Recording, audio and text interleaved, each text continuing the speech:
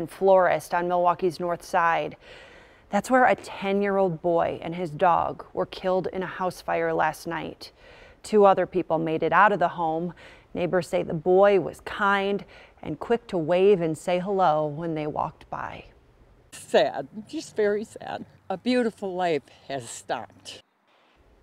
The fire department's still investigating the cause of the fire, but they do say the home did have working smoke alarms.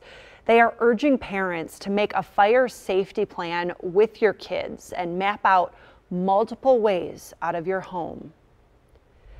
New at 10, a passionate group of people in Milwaukee working to change the name of a city park, saying the person it's named after now was a white supremacist. Instead, they want it named after a 93-year-old black woman who visited that park today. Lucille Berrien is a part of Milwaukee history as the first black woman to run for mayor. In 1972, she ran against Henry Meyer, the city's longest-serving mayor. Once I got involved, I didn't know how to stop.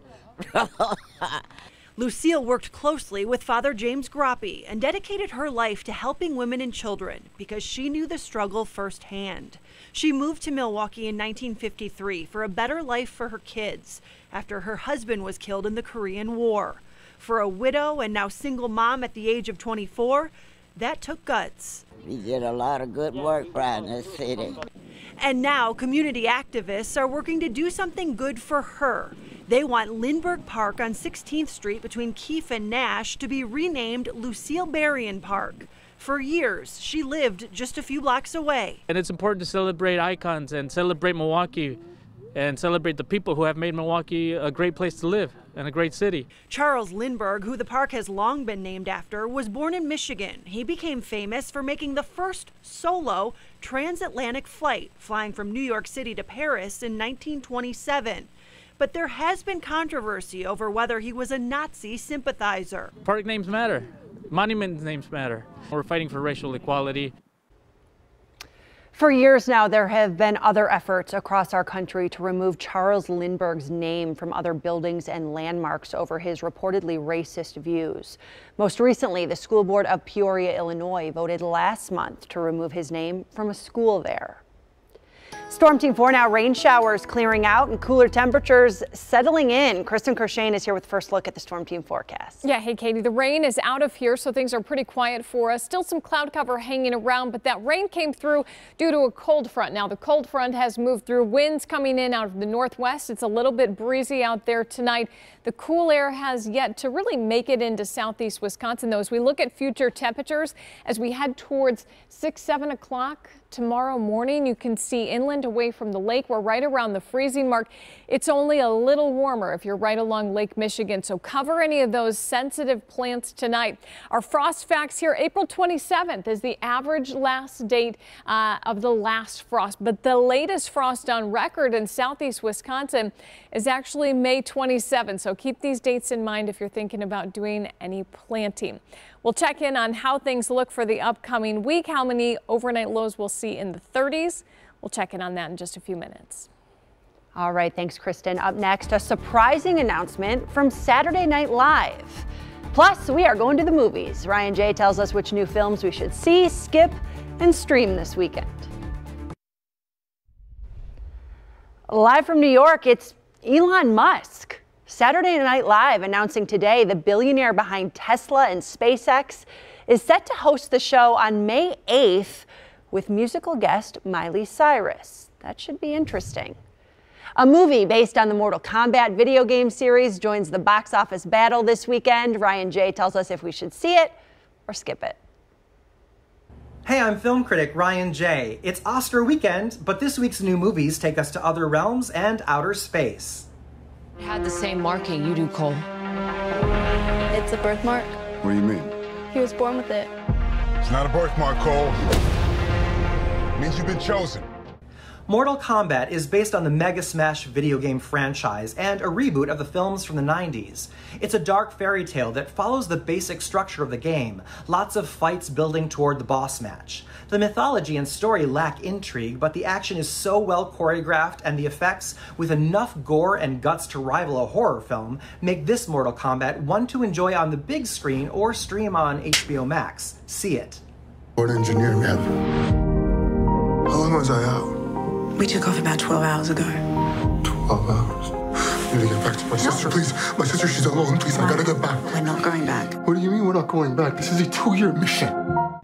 Stowaway is a thriller with an awesome setup. Imagine you're on a mission to Mars, stuck on a space station when a random other person appears. There's nowhere to hide. But for all the potential for suspense, this movie really doesn't serve it. It's a very slow film with decent characters carved out by Toni Collette, Anna Kendrick, and Daniel Day Kim.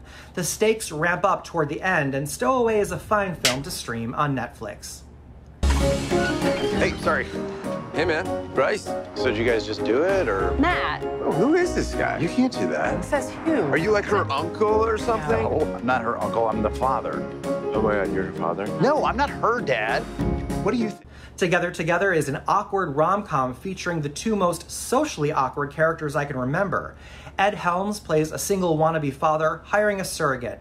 It's all about the experience of being pregnant, and somehow the two end up in counseling together. Their vibe is so strange, and I never found them likable, and the ending is just so bad, you'll regret watching it. Skip Together. For my full reviews of these, plus my archive filled with recommendations of what to watch at home, check out my website. It's ryanjreviews.com. As we check in on the golf forecast for tomorrow, dress warm if you're planning to head out. Frosty in the morning with temperatures only in the 30s, and it's only going to be in the 40s as we move into the afternoon. A little warmer inland, right around 50 degrees. But good news, warmer weather on the way Monday, Tuesday. We'll take a look at your 7-day forecast just after the break. It is National Drug Take Back Day. The Milwaukee County Sheriff's Office held a drive-through medicine collection event this afternoon at Johnson's Park. They say it's especially important right now as opioid overdoses in the city are reaching record levels. A large number of overdoses in the community happen because of expired prescription drugs that haven't been disposed of. So this is a safe way for us to reduce overdoses for prescription drugs in the neighborhood. If you missed that event today but do have old medications you'd like to safely get rid of, you can contact the Sheriff's Office. All right, Storm Team 4 now. We're looking ahead to 70s in the forecast, but first we have to get through a chilly night and even a chilly day, Kristen. Yeah, you've got to wait till Tuesday for those 70s, but not too far away. I think everybody really focused on Tuesday. Everybody really excited about that. But it is going to be cool for our Sunday, second half of the weekend.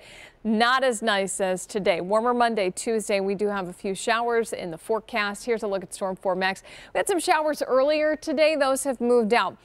Those impacting Michigan. Now cold front has moved through. So behind our front, that cooler air starting to move in. It's moving in fairly slowly. It's still 50 in Milwaukee tonight, 52 in Kenosha. But notice temperatures have dropped into the mid-40s from Watertown through Fond du Lac up towards Green Lake. So that cooler air settles in overnight. By the time we start the day on Sunday, we're only in the 30s. We've got some sunshine to enjoy through the first part of the day, but increasing clouds as we move into the afternoon. And look at the temperatures. In Milwaukee, we're only going to top out in the low 40s. If you're away from the lake, it'll be a little warmer tomorrow, closer to 50. Here's a look at future forecast. We're not seeing any of these sprinkles developing. Not out of the question that we see 1 or 2 sprinkles in the next hour or two.